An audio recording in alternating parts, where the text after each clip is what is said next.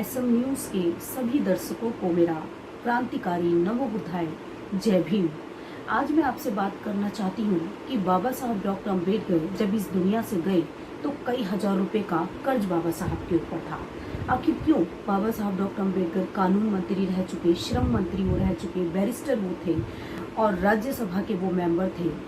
इतने पदों पर रहने के बावजूद भी बाबा साहब डॉक्टर अम्बेडकर के ऊपर कई हजार रुपए का कर्ज था, क्योंकि बाबा साहब डॉक्टर अम्बेडकर के अंदर एक भावना थी और वो थी स्वाभिमान की भावना।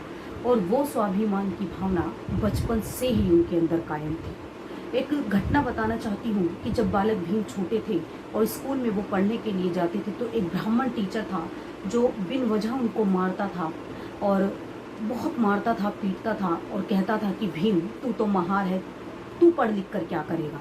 ऐसा उसने एक दिन बोला, 2 दिन बोला, तीसरे दिन बालक भीम को गुस्सा आ गया और उन्होंने कहा कि मास्टर जी मैं पढ़ लिख कर क्या करूँगा, ये पूछने का काम आपका नहीं। यदि दोबारा तुमने मेरी जाति को लेकर छेड़ा तो इसका परिणाम अच्छा नहीं होगा। और वो स्वाभिमान की भावना बाबा साहब के अंदर बचपन से लेकर जब तक वो जीवित रहे वो कायम उन्होंने रखी। जब बाबा साहब ने हिंदू धर्म को छोड़ने की घोषणा की तो पूरे देश में तहलका मच गया। सभी धर्मों के लोग उन्हें अपने अपने धर्म में शामिल करने के लिए उनके पास आने लगे, बड़े बड़े ऑफर देने लगे, बड़े बड़े लालच उनको देने लगे।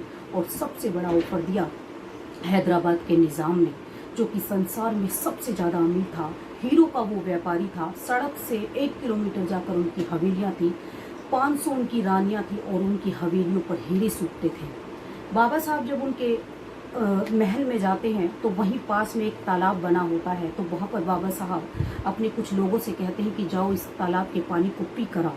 तो जैसे ही वो लोग तालाब के पानी के पास जाते हैं तो वहाँ पर जो पहरेदार खड़ा होता है वो उन लोगों की वेशभूषा को देखकर उन्हें पानी पीने से मना कर देता है। तो बाबा साहब समझ जाते हैं और फिर जब हैदराबाद के निज़ाम के पास वो जाते हैं तो हैदराबादी यदि वो भी अपने बारे में सोचते तो मैं समझती हूँ कि दौलत की कमी उनके पास भी नहीं होती।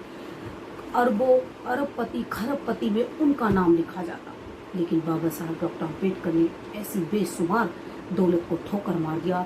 या मैं ये कह सकती हूँ कि उस समय कोई दौलत ऐसी नहीं बनी जो बाबा साहब को खरीद सके। तो मैं प्रत्येक बहुजन से ये कहना चाहती हूँ कि आप बाबा साहब को पढ़िए, उनकी जो धम उन्होंने हम लोगों को दिखाया उस रास्ते पर चलने का प्रयास कीजिए, उनकी 22 प्रतिज्ञाओं का पालन कीजिए, तो इस देश को बहुत में बनने से कोई रोक नहीं सकता। इसी के साथ मैं अपनी वाणी को विराम देती हूँ। आप सभी को मेरा नमो बुद्धाय जय भीम। अगर आपने अभी तक हमारा चैनल सब्सक्राइब नहीं किया है तो सब्सक्राइब करें और घंटी का बटन बिल्कुल भी दबाना ना भूलें ताकि सभी लेटेस्ट खबरें पहुंच सकें आप पे सबसे पहले।